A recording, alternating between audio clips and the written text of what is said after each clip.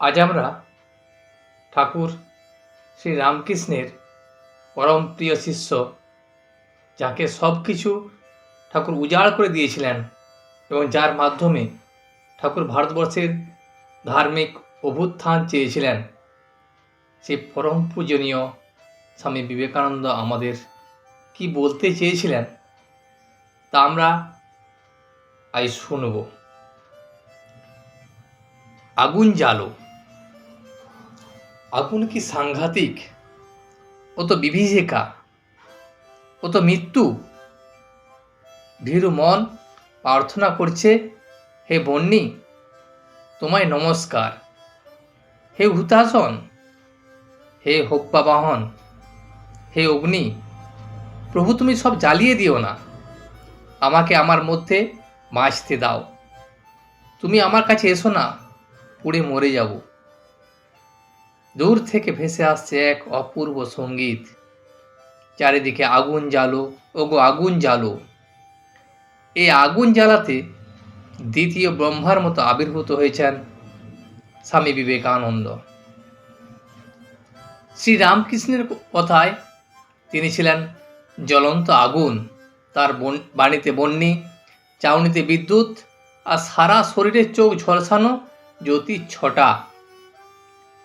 ভীরু কাপুরুষ বিবেকানন্দকে দূর থেকে প্রণাম করে সরে পড়ে।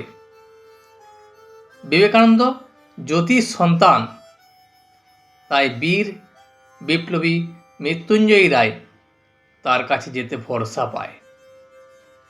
এদের উদ্দেশ্য করে বিবেকানন্দ লিখে চলেছেন, ওরে সাহসী যুবকবৃন্দ, তোরা কাজে লাগ। আমার ভেতর যে কি আগুন জ্বলছে তার সংস্পর্শে এখনো তোদের হৃদয় অগ্নিময় হয়ে ওঠেনি। তোরা আমায় বুঝতে পারিসনি। তোরা এখনো আলস্য ও ভোগের পুরাতন রাস্তায় চলছিস। দূর করে দে ভোগ বাসনা, চুলোয় যাক নাম যশ, আগুনে গিয়ে ঝাঁপ দে। বিবেকানন্দ অসাড় প্রাণে আনতে চান চেতনা, জাগাতে চান উৎসাহ বন্যী, আর সেই বন্যীতে পোড়াতে চান ক্লীবতা, অলসতা, ভোগাকাঙ্ক্ষা, যশ স্পৃহা। তবেই তার ভেতরে যে আগুন দাউ দাউ করে জ্বলেছিল, সে আগুনের আমাদের মধ্যে জ্বলে উঠবে।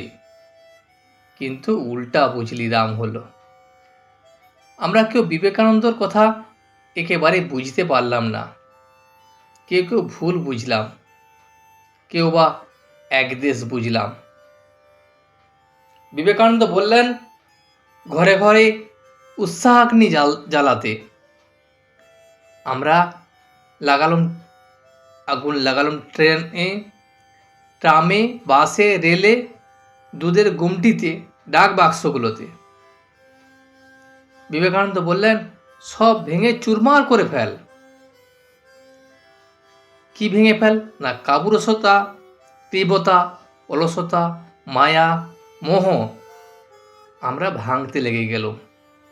স্কুল, কলেজের, বিশ্ববিদ্যালয়ের চেয়ার, বেঞ্চি, কাঁচের সারসি, গবেষণাগারের মূল্যবান জিনিসপত্র। বিবেকানন্দ চাইলেন কৃষি বিপ্লব, যাতে বৈজ্ঞানিক উপায়ে বেশি ফসল হয়। তিনি গালাগালি করে বললেন, তোরা কি করছিস? এত বিদ্যা শিখে পরের দরে ভিখারির মতো চাকরি দাও বলে চেঁচাচ্ছিস? জুতো খেয়ে খেয়ে দাসত্ব করে করে তোরা কি আর মানুষ আছিস? এমন সুজলা সুফলা দেশ, যেখানে প্রকৃতি অন্য সকল দেশের চেয়ে কোটি গুণে ধনধান্য প্রসব করছেন, সেখানে দেহ ধারণ করে তোদের পেটে অন্ন নেই, পিঠে কাপড় নেই। অন্নপূর্ণার দেশে তোদের এমন দুর্দশা? তোরা ঘৃণিত কুকুর, তোরা অন্য বস্ত্রের সংস্থান করতে পারিস না, আবার জাতির বড়াই করিস। আমরা তার কৃষি বিপ্লব বা গালাগালির মর্ম ধরতে না পেরে স্বতন্ত্র পথ ধরলাম। বিবেকানন্দ চাইলেন শিল্প বিপ্লব, দেশে টেকনিক্যাল এডুকেশন ছড়াক, যাতে ইন্ডাস্ট্রি বাড়ে। শিল্পের মাধ্যমে দেশের শ্রীবৃদ্ধি হবে, লোকে 2 পয়সা রোজগার করে খেতে পারে, কিন্তু আমরা অনুন্নত দেশে পণ্য উৎপাদন বাড়াতে অপটু। আমাদের বন্ধ বন্ধ বন্ধ, ধনীদের ফ্যাক্টরিগুলো বন্ধ হয়ে গেল। আমাদের চেষ্টায় পুঁজিবাদী মূল্য না, মূল্য গরিব শ্রমজীবী, বেকারি ফেলল দেশ ছেয়ে। বিবেকানন্দ কাউকে কিন্তু কোনো ভুল বোঝার অবকাশ দেননি।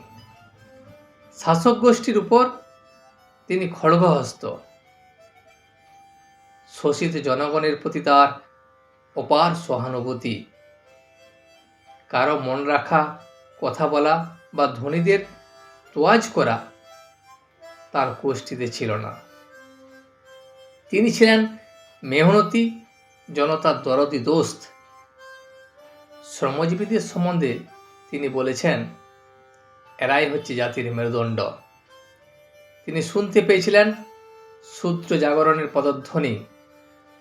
তিনি সাবধানোক্তি করেছেন, এখন ইতর জাতির ন্যায্য অধিকার পেতে সাহায্য করলেই ভদ্র জাতদের কল্যাণ, নতুবা তাদের ফুৎকারে তোরা কোথায় উড়ে যাবি, তারাই তোদের ভেতর সিভিলাইজেশন এনে দেবে, তারাই আবার তখন সব ভেঙে দেবে। এখন উপায়, এদের বুঝিয়ে বলগে, তোমরা আমাদের ভাই, শরীরে একাঙ্গ, আমরা তোমাদের ভালোবাসি, ঘৃণা করি না। বিদ্যা ও জ্ঞান দিয়ে এদের ঘুম ভাঙাতে যত্নশীল হ। এরা যখন জাগবে, আর একদিন জাগবে নিশ্চয়ই, তখন তারাও তোদের কৃত উপকার বিস্মিত হবে না, তোদের নিকট কৃতজ্ঞ হয়ে থাকবে। বিবেকানন্দ ছিলেন ঝড়, তিনি ছিলেন ঝঞ্ঝা। তিনি পছন্দ করতেন অগ্নুদ্গারী তোপ, বোমা, অ্যাভালেঞ্চ। তিনি বোমার মতো ফেটে পড়তে চাইতেন সমাজের উপর, যাতে অজ্ঞানের আবরণ, কুসংস্কারের আবর্ত, গোলামীর সংকীর্ণতা ভেঙে গুঁড়িয়ে যায়। নেই নেই শুনলে তার মাথায় বজ্রাঘাত হতো। দীনাহীনা ভাব ছিল তার কাছে ব্যারাম বিশেষ। অ্যাভালেঞ্চ এর মতো তিনি দুনিয়ার উপর পড়তে চান, যাতে দুনিয়া ফেটে যায় চড়চড় করে। বিবেকানন্দ তার দলে কেউ নাম লেখাতে এলে প্রথমে জিজ্ঞাসা করেন, সাপের মুখে যেতে বলবো, বাঘের মুখে যেতে বলবো, অগ্নুৎকারী তোপের মুখে যেতে বলবো? মৃত্যু নিশ্চিত জেনে তৎক্ষণাৎ তাই করতে হবে, পারবে তো? তা না হলে ফিরে যাও। বিবেকানন্দ ছিলেন সৈনিক, সন্ন্যাসী। নিবেদিতার বিবরণীতে রয়েছে, কতবারই না মনে হতো তার সন্ন্যাসীর পরিচ্ছদ খসে পড়ে গেছে এবং তার ভেতর থেকে যোদ্ধার বর্ম বের হয়ে পড়েছে। স্বদেশকে তিনি ভালোবাসতেন। পাশ্চাত্য থেকে ভারতভূমিতে পদার্পণ করা মাত্রই বীর সেনানায়কদের অভ্যর্থনার ন্যায় ফাটল তোপ, উড়ল রকেট, জ্বলল মশাল। মাদ্রাজে কুরুক্ষেত্রে কৃষ্ণের মতো ঘোড়ার গাড়ির উপর দাঁড়িয়ে দেশবাসীর উদ্দেশ্যে তিনি বললেন, হে উৎসাগ্নি, তোমরা জ্বেলেছ, এ যেন নিভে না যায়, একে স্থায়ী করো, সযত্নে রক্ষা করো। দেশবাসীর সামনে তিনি চ্যালেঞ্জ রেখে বললেন, জীবন সংগ্রামে প্রেমের জয় হবে না, ঘৃণার জয় হবে, ভোগের জয় হবে না, ত্যাগের জয় হবে, জড়জয়ী হবে না, চৈতন্যজয়ী হবে। স্বামীজির কথাবার্তায় প্রাণ মেতে উঠত, তন্দ্রা কেটে যেত, মোহ বিদরিত হতো, স্নায়ুগুলোর উপর দিয়ে তড়িৎ প্রবাহ খেলে যেত, মন আনন্দে নেচে উঠত। কয়েকটি কথা তুলে ধরছি। এমন চেঁচাবি যে দুনিয়া তার আওয়াজ যায়। যাও, ঝঞ্ঝার বেগে ওকে আক্রমণ করো এবং অধিকার করে ফিরে এসো। তোলপাড় করো দুনিয়া। কি বলবো, আফসোস, যদি আমার মতো 2-3টা তোদের মধ্যে থাকতো, ধরা কাঁপিয়ে দিয়ে চলে যেতাম। বজ্র বাটুলের মতো হতে হবে, পাহাড় পর্বত ভেদ হয়ে যায়। আমি আসছি, দুনিয়ায় আগুন লাগিয়ে দেব। যে সঙ্গে আসে আসুক, তার ভাগ্যই ভালো। যে নিয়ে আসবে সেই ইহকাল পরকাল পড়ে থাকবে, থাকুক, তুই কোমর বেঁধে তৈয়ার থাক। স্বামীজি বললেন, তৈয়ার থাকতে। কিন্তু আমরা তার ডাকে সাড়া না দিয়ে ঘুমিয়ে রইলাম। আমাদের তমগুণের পরিপাট্য বিবেকানন্দের মোহবিদারী মুদগর একটু টোল খাওয়াতে পারল না। মৃত্যু পথযাত্রী হিমাচ্ছন্ন ব্যক্তির মতো ঢলে পড়লাম। সংগ্রামী জীবন, তিনি বললেন, লড়াই করে মরে যা। আমরা প্রাণ ভয়ে গৃহকোণে মুখ লুকালুম। ফলে হলো জাতির অধঃপতন।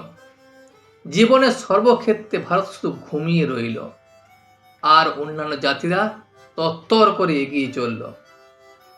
তিনি বললেন, নিঃস্বার্থপর হতে। আমরা হলাম স্বার্থপর। তিনি নেড়েকুত্তার মতো খেয়াখেয়ি করতে নিষেধ করলেন। আমরা তাই করছি। তিনি চাইলেন যাতে কোনরূপ কপটতা, লুকোচুরি, দুষ্টামি না থাকে। এক বিন্দু দুর্নীতি, বদমতলবের এক বিন্দু দাগ পর্যন্ত না থাকে। আমরা তাঁর কথায় কর্ণপাত করলাম না। তিনি চাইলেন লোকহিতে, জগৎ কল্যাণে মেতে যেতে, উন্মাদ হয়ে যেতে। আমরা স্বার্থসিদ্ধির জন্য মেতে গেলাম, ভোগের জন্য উন্মাদ হলাম। স্বামীজি চেয়েছিলেন জাতীয় ধমনীর মধ্যে বিদ্যুৎগ্নি সঞ্চার।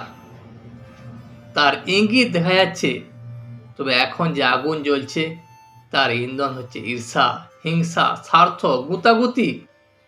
এ আগুন ফুৎকারে নিভে যাবে, কারণ আত্মত্যাগ, সচ্চরিত্র, প্রেম ও নিঃস্বার্থপরতারূপ স্থায়ী ইন্ধন নেই।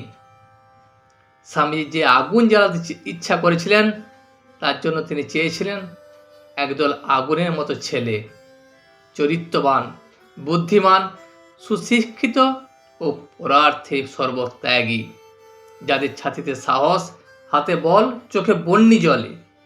তিনি শপথ করে বলেছিলেন, মা জগদম্বা, এমন একজনও যদি দেন তবে কাজ করব, তবে আবার আসব। কোথায় সে বিবেক জীবন? কে এখন বিবেকানন্দের কথা জবাব দেবে? আজ এই পর্যন্তই। ভিডিওটি শেষ পর্যন্ত দেখার জন্য আপনাকে অসংখ্য ধন্যবাদ। ভিডিওটি যদি আপনার ভালো লেগে থাকে তাহলে একটা লাইক, কমেন্ট এবং বন্ধুর সাথে শেয়ার করে দেবেন।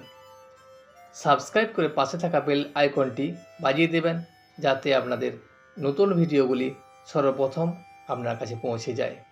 জয় শ্রী রামকৃষ্ণ।